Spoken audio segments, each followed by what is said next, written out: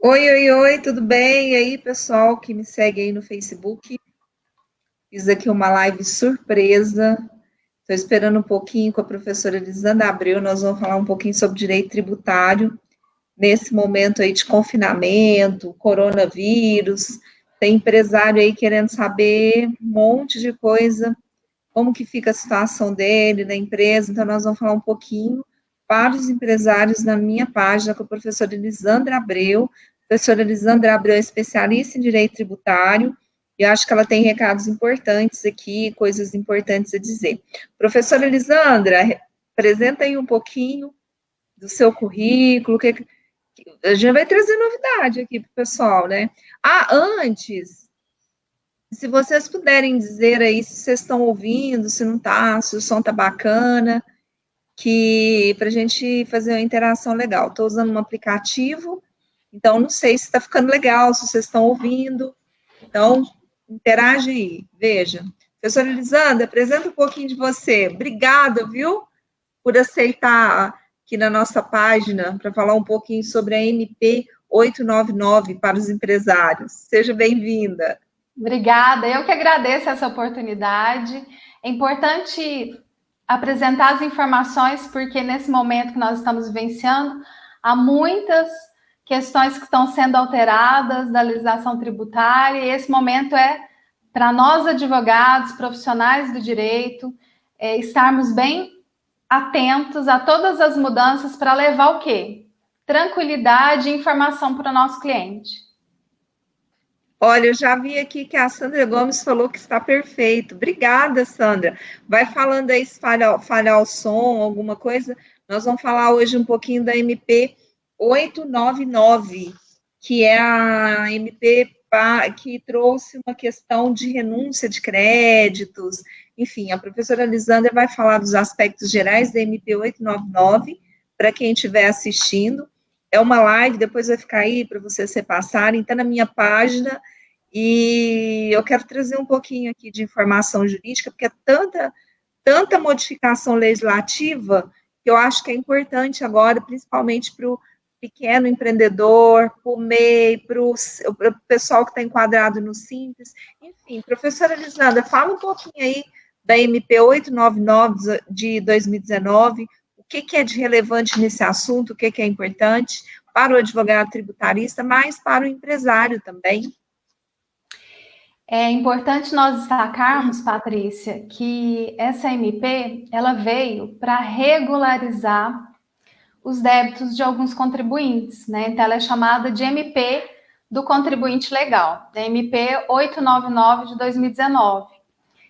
E ela estabelece aí os requisitos para quê? As condições para que a União e os devedores e as partes adversas realizem a transação resolutiva do litígio. O que significa isso? Extinção do crédito tributário, por fim à dívida tributária do contribuinte. Então, é uma legislação importante que ficou para votação e foi votada no último minuto pelo Senado. Foi agora de 24 de março. Ela perderia a validade no dia 25 de março. Então, 77 senadores votaram favoravelmente e nenhum votou desfavorável, não. Lisandra, fala um pouquinho, professor Lisandra, fala um pouquinho para a gente dos aspectos gerais da MP 899, para o pessoal entender o contexto que ela foi editada, enfim. Olha só, Patrícia, o Código Tributário Nacional, que já tem aí mais de 50 anos, ele tem um dispositivo, o artigo 171, que fala e possibilita pôr termo a litígios tributários por meio de transação. Como que vai haver essa transação? Que é uma concessão mútua. Importa em determinação de litígio e, consequentemente, a extinção do crédito tributário. O que foi prorrogando para que, né, não se concretizasse essa legislação que já está prevista lá no Código Tributário há mais de 50 anos? A questão da indisponibilidade do interesse público. Só que nós não podemos confundir indisponibilidade de interesse público com inalterabilidade do conteúdo econômico. O que é isso? O valor da dívida não quer dizer que vai ser confrontada, né, com a questão da indisponibilidade de interesse. A disponibilidade de interesse público é para financiamento das políticas públicas.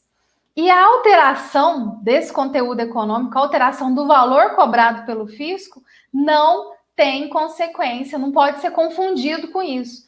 E diante dessa, eu entendo, Patrícia, que essa legislação é um marco em relação a colocar o direito tributário com uma posição mais moderna, com uma posição mais flexível, porque a ideia é que recupere as dívidas perdidas e impagáveis dos contribuintes com redução de valores.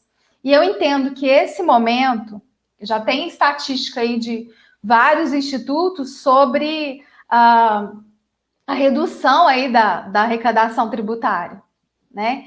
Então, esse vai ser uma ferramenta, um instrumento muito importante para o fisco, para ele negociar essas dívidas que são impagáveis, né? Eram consideradas dívidas perdidas, com uma redução importante dos valores, que nós vamos falar aqui. Então, essa é a base para chegarmos aí nessa nova realidade, né, do ordenamento aí, da questão da aprovação. É uma realidade, está mais realista, o direito tributário está mais realista, menos formal, para a cobrança dessas dívidas tributárias, que é uma forma de solução de conflitos. Entendi. Professora Elisandra, nesse momento aí provavelmente o fisco vai ter um problema de arrecadação, porque nós vamos ter que ter um gasto público muito grande em decorrência de uma pandemia que o mundo está vivendo, não é só o Brasil. Então, reduziu as expectativas de crescimento econômico no mundo todo, não só no Brasil, em vista de um fato inusitado, mas um fato que já vinha sendo tratado aí por especialistas e cientistas, que é a questão do investimento maciço em ciência, em tecnologia, porque nós estamos num mundo complexo, enfim. Mas, de toda forma, quero que você fale aí um pouquinho para a gente acerca do Simples. O pessoal deve estar bem curioso se o Simples vai entrar nessas regras aí de renúncia de créditos, em que sentido que foi disciplinada essa renúncia de créditos, enfim, a quem vai interessar a renúncia de créditos, valores equânimes, os requisitos. Fala aí para a gente um pouquinho. Esse ponto que você tocou é bastante importante, Patrícia, da questão da redução da arrecadação. Tem um instituto, alguns institutos estão levantando alguns valores, né, por estimativa, fala-se aí na redução aí, o que ia arrecadar 2,8 trilhões, vai arrecadar 1,7 trilhões. Então, o estudo vai ter um impacto muito forte, né, em relação à arrecadação. A legislação, ela propõe isso, ela propõe essas transações para resolução dos débitos tributários. E o que envolve essa transação? Envolve o pagamento com redução. Redução do quê? De acréscimos legais, multa e juros. O que não muda? O valor principal da dívida não altera. As multas de natureza penal também não alteram. E a questão importante que você mencionou, que não estão nesses beneficiadas, as empresas beneficiadas, não estão as empresas que têm o regime tributário do Simples Nacional. Então, só para nós relembrarmos, os regimes tributários do nosso país: Simples Nacional, lucro presumido, lucro arbitrado, lucro real. O arbitrado ele é mais complexo, é quando o fisco desqualifica ali por distorções aí de escrituração contábil. Mas falando então de lucro presumido e lucro real, estas são as empresas que estão definidas aqui nessa legislação. As empresas do Simples Nacional não estão. Também não estão créditos de FGTS e créditos que não estão inscritos em dívida ativa. Então, a primeira crítica que você mencionou, que eu destaco como uma das mais importantes, é que as empresas do Simples Nacional não foram abarcadas. Apenas as do lucro presumido e lucro real. E o que significa isso? É desfavorável para as empresas, gera até uma certa inconstitucionalidade, porque a Constituição Federal ela estabelece um tratamento diferenciado e favorecido para as microempresas. Está estabelecido lá no 170, inciso 9, e o 179 da Constituição. E as microempresas e empresas de pequeno porte optantes pelo Simples Nacional não serão beneficiadas com a transação, com a resolução dos conflitos aqui de forma mais benéfica. Né? Então, é um aspecto bastante importante, né, para ser verificado. Os empresários eles estão com a expectativa de que venha uma legislação para favorecê-los, né, mas não tem ainda nada nesse sentido. E só para nós termos ideia do universo. O Sebrae, tem levantamento do Sebrae dizendo que as empresas que correspondem a 52% dos empregados com carteira assinada no setor privado são micro e pequenas empresas. Isso representa 16,1 milhões. No Brasil, 6 milhões e 400 estabelecimentos, 99% são micro e pequenas empresas. Agora, os dados da Receita Federal em relação ao Simples Nacional. O total de optantes até dia 28 de março agora é de quase 15 milhões de optantes pelo Simples Nacional. Só de adesões nesses 3 primeiros meses desse ano foram 792 mil empresas aderindo ao Simples Nacional, que é um pagamento unificado, que engloba aí a União, Estados, Distrito Federal e município. Inclusive, foi a alegação para que elas não estivessem na MP 899 de 2019, porque tem débitos de outros entes federados. Só que, como existe o comitê gestor do Simples Nacional, que tem a incumbência e tem representantes da União, dos estados, dos municípios, por que não ampliar essas incumbências do comitê gestor do Simples Nacional para que eles comecem também a falar dessas transações tributárias, ampliar sua competência. Então, seria uma das soluções que não foram encontradas, infelizmente, e a votação não trouxe as microempresas e empresas de pequeno porte que estejam enquadradas no Simples Nacional.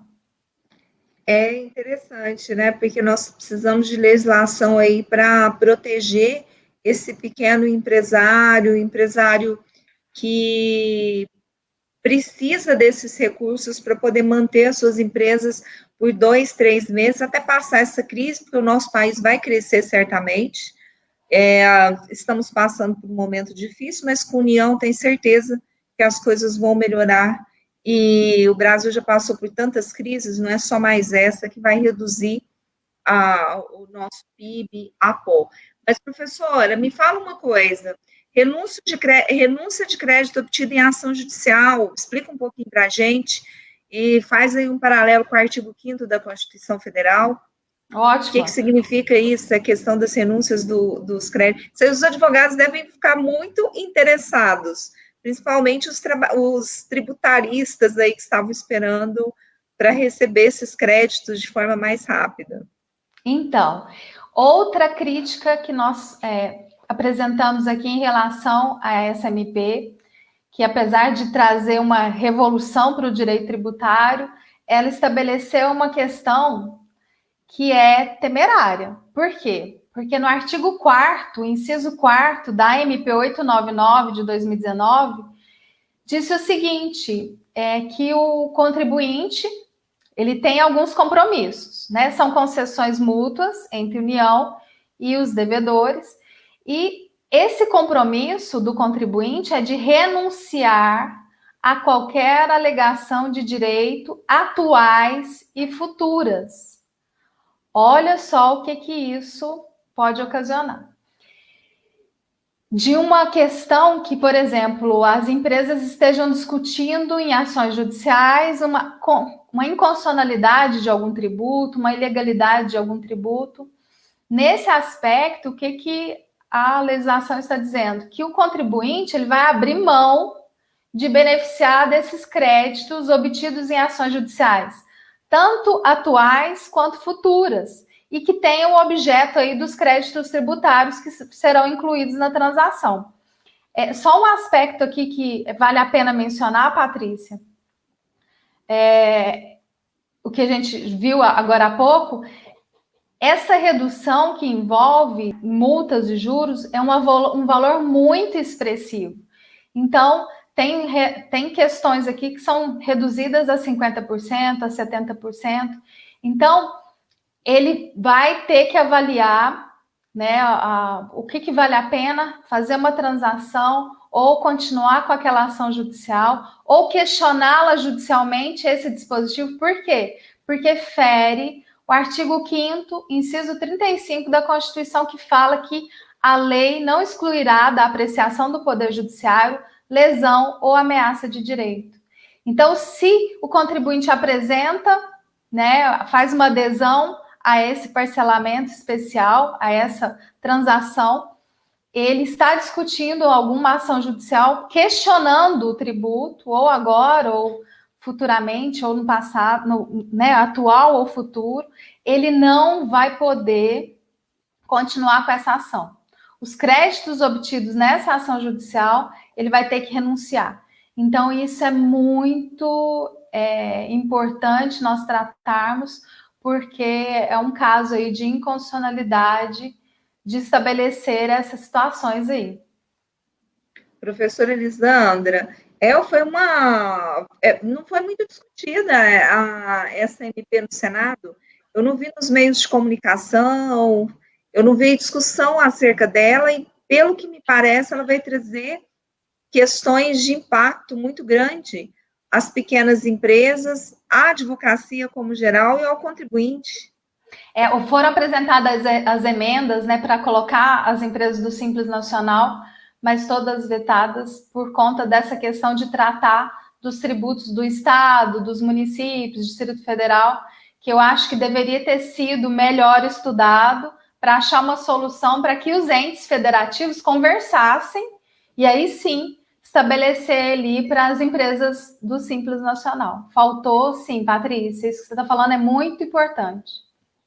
Eu estava até observando nos noticiários, me parece que deve vir pacotes aí para a inclusão do Simples, das empresas de pequeno porte, do MEI, que hoje representa mais de 70% do PIB. Não é sem razão que esses empresários, que esses pequenos contribuintes estão muito desesperados, querendo, inclusive, em relação à própria saúde, voltar ao trabalho, que estão, de fato, desesperados numa situação de completa paralisação econômica. Infelizmente, essa paralisação econômica, ela não é Brasil, ela é a nível mundial. A China foi o primeiro que parou, desde dezembro a China está parada. Teve lá uma paralisação grande na Bolsa da China, salvo me engano, em fevereiro, uma semana de paralisação. As importações e exportações já vinham caindo, então é uma questão de tempo até que essa relação mercadológica hoje, que é completamente interligada entre os países, chegasse até nós, e veio de uma forma avassaladora, num surto de pandemia, num sistema de saúde aí que precisa de recursos, muitos recursos, de um empresário que precisa de recursos, de um trabalhador que precisa de recursos, de um profissional liberal que precisa de recursos.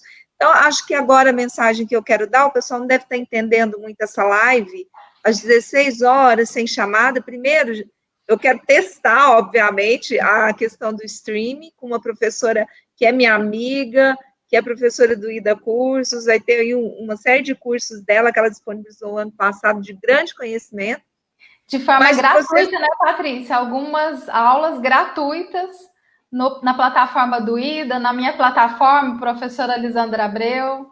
Gratuitas, inclusive, professora Elisandra, a gente pode até pensar nesse momento de quarentena, ver se já começa a liberar algumas para os nossos alunos lá na plataforma IDA. Estou fazendo aqui na minha rede pessoal, mas aí vai para a plataforma IDA, enfim. É que é um momento agora que eu queria muito chamar convidados que trouxessem questões legislativas e que a gente comentasse também sobre essa paralisação, impacto no PIB, produto interno bruto, que já tinha uma forma de cálculo absurda, e a gente agora está vendo como o setor de serviços é importantíssimo para o país, ou seja, é aquele comerciante, lojista, hospitais, supermercado, mercearia, é eles que, de fato, traziam o bolo do dinheiro muito grande, fazia essa circulação de bens e riquezas dentro do nosso país. Tanto que, no primeiro momento de se parar 30 a 40 dias, é o primeiro voo, não posso parar, pelo amor de Deus, eu não tenho reserva financeira, eu não tenho capital de giro, eu tenho gente para sustentar, eu não posso parar. E ele não está muito preocupado com a própria saúde. Assim, gente, tem gente que pode parar. Tem um monte de gente que pode parar 30, 40 dias. Mas a gente está falando do pequeno empresário, né, professora Lisandra? É uma coisa simples, né, Patrícia? Na hora que tem pouco dinheiro, você não escolhe pagar fisco, você escolhe pagar funcionário e fornecedor. O fisco está lá na terceira posição, e é razoável, né? Porque os funcionários têm a família para sustentar, os fornecedores, se ele não pagar, ele não vai ter, os insumos não vai ter, os produtos aí, né, para poder prestar seus produtos, serviços. Então, é uma conta simples. Aí o fisco vem com essa possibilidade aí de melhorar essas questões para renegociar as dívidas, só que deixou a parte mais importante de fora, que são as empresas optantes pelo Simples Nacional. Veranice, que bom que você está vendo, coisa boa te ver aqui. Sander Gomes, vai ter desoneração na folha? Está perguntando aqui. E o Antônio Paulo, parabéns pelos vídeos, obrigada. Por nada, eu fico feliz. Vocês falam se estão ouvindo direitinho, se vocês estão gostando, que a gente vai ter vários outros convidados, eu também, nós vamos falar muito nesse momento difícil. E a exposição do vídeo não é para polarizar, é para trazer soluções em conjuntos de uma situação que vai respaldar, ou seja, vai respingar em toda a sociedade produtiva do país. Professora, e aí, acha que vai ter desoneração na folha? Eu acho que várias medidas estão sendo estudadas, né, pelo governo, e é uma questão de você ter inteligência, e agora o governo ele tem que assumir algumas questões, porque a crise é mundial, a questão é muito séria, e se o governo não auxiliar, as questões de necessidade vão falar em primeira, né, posição. Isso é muito sério, você gera uma insegurança até para a vida, né, de outros aspectos. Faltou dinheiro, né, é perigoso isso. Então, o governo, eu acho que ele está trazendo alguns benefícios, e isso vai ser uma consequência para ver outros aspectos sendo beneficiados. A gente já viu alguns e precisa verificar mais possibilidades nesse sentido aí. Você acha que a volta da discussão da reforma tributária nesse momento faz sentido, professora? Eu não sei se a gente tem ânimo para poder fazer uma discussão nesse sentido agora, mas eu acredito que assim que passarmos dessa turbulência que nós vamos passar, eu acho que seria uma das primeiras medidas a serem analisadas, tanto a reforma administrativa quanto a reforma tributária. Né? A gente está vendo tanto que é possível o Senado, de forma remotamente, aprovar uma legislação que está parada lá, que foi prorrogada, entendeu? É possível? É. A gente viu que é possível. Agora, depois que passar todo esse período, a gente vai analisar. Por exemplo, só para você ter ideia, Patrícia, essa lei, ela reduz, o débito pode ser parcelado até em 84 meses, com redução de 50% do crédito transacionado, que foram os que a gente viu agora há pouco, né? Ou seja, juros e multa que não seja penalidade aí de natureza penal. O valor do principal também não é alterado. Pessoas físicas e microempresas, empresas de pequeno porte, lembrando que não são as optantes pelo Simples Nacional, que essas não estão na legislação. Elas podem parcelar até em 100 vezes, com redução de 70% do valor que está sendo transacionado. Então, é muito importante, né, essa legislação, e foi muito triste ver que as empresas optantes pelo Simples estão fora, em um momento que é primordial. Tudo bem que nós já vimos que as orientações aí do empresário, primeiro pagar o funcionário, depois pagar o fornecedor. Mas se ele tiver uma possibilidade dessa, ele até vai avaliar fazer um parcelamento desse para pagar com um fôlego maior. Né? É um grande avanço aí na busca da efetividade da arrecadação dos valores que já foram perdidos.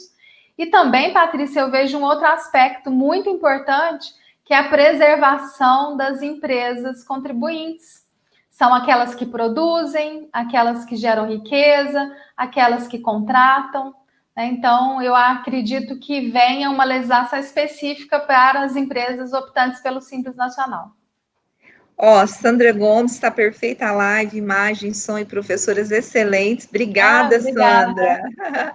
Parabéns, Lu Mota. A Lu é a minha secretária, tá? Que está trabalhando em casa. Nós fechamos o escritório desde terça-feira passada e a Lu está remotamente atendendo os clientes, enfim.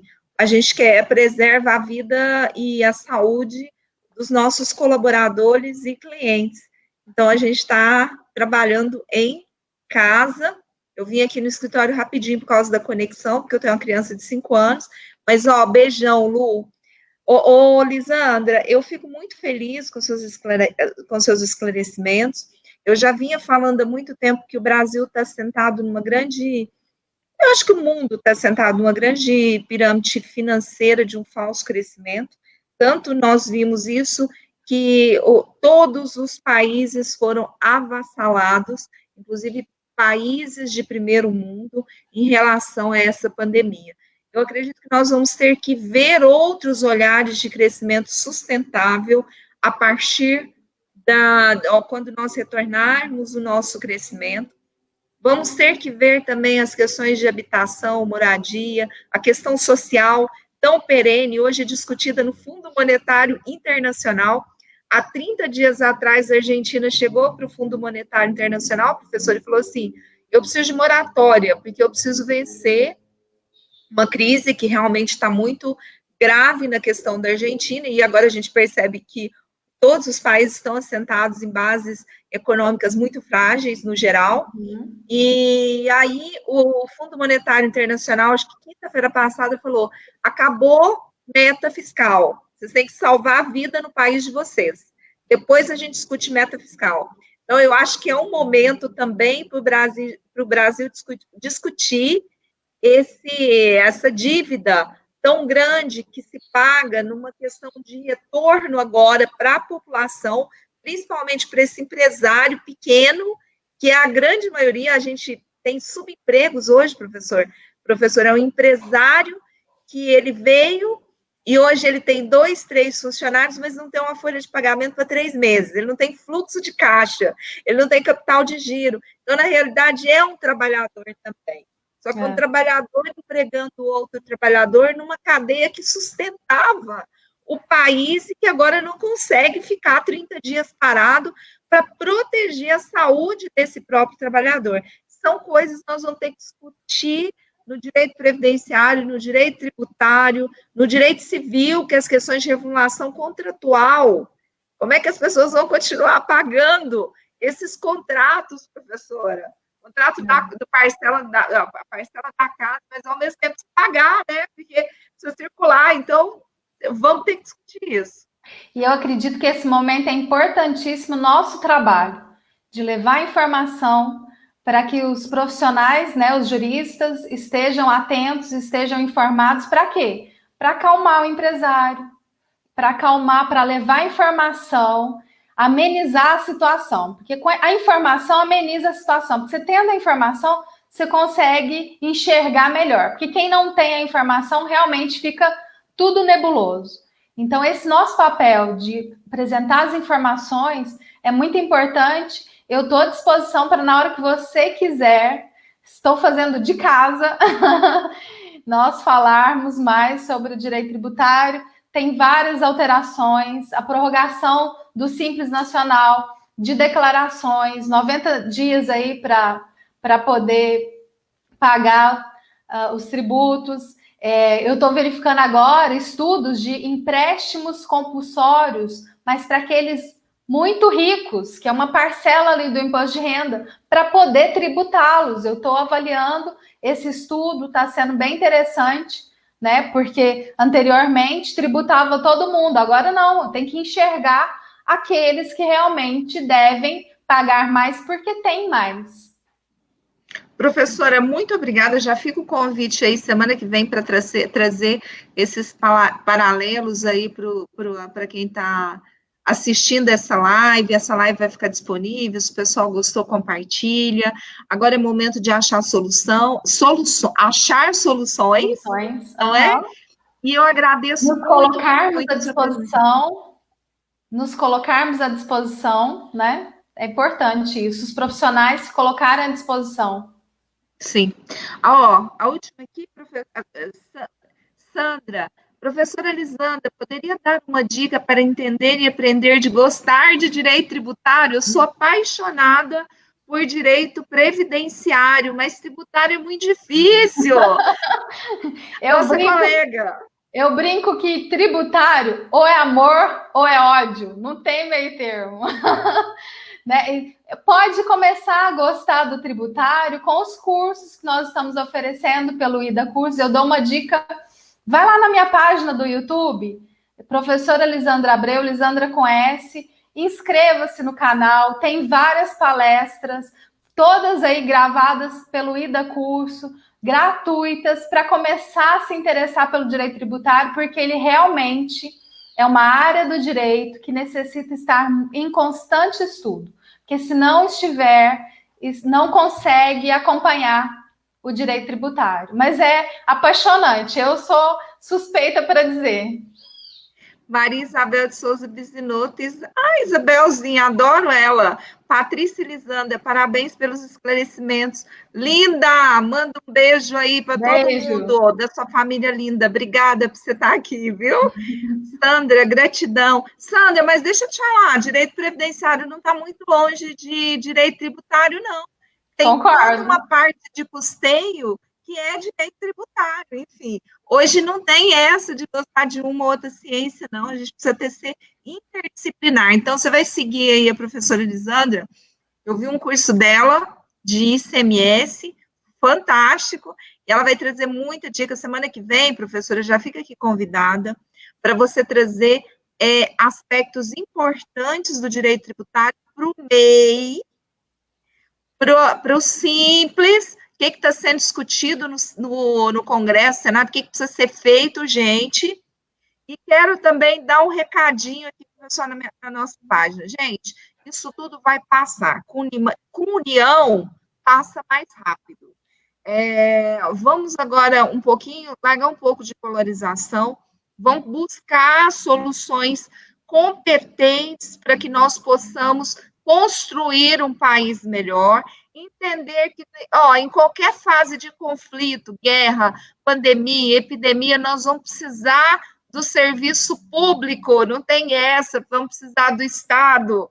E isso não sou eu que estou te dizendo, são os maiores liberais do mundo se unindo para dizer o seguinte: agora o Estado esquece tudo que é meta fiscal e FMI, tudo vai proteger a população de cada país.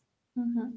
Porque quando a gente fortalece, melhora e protege a nossa população, nós estamos dando exemplo de nação forte, nação que preocupa com os brasileiros e nação que, de fato, é brasileira solidária, como a gente sempre foi e sempre foi conhecida no mundo todo, né, professora? Com certeza. São prioridades diferentes agora.